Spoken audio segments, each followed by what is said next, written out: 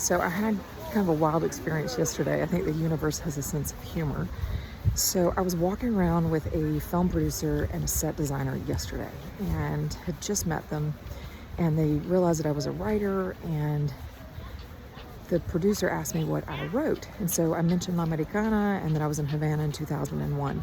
And he kind of jumped a little bit and he said, I was in Havana in 2001. And I said, well, what were you doing there? Because not many Americans were there, at that time.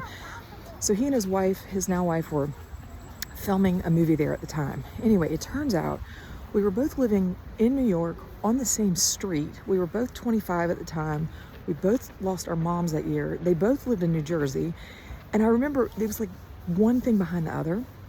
And I turned to the set designer who was in between us and I was like, okay, am I like in an alternate universe right now? And then I was like, okay, if your mom lived in Morristown, I'm literally gonna scream. And he said, no, but she lived in this other town. It was like a neighboring town. Anyway, it was just wild.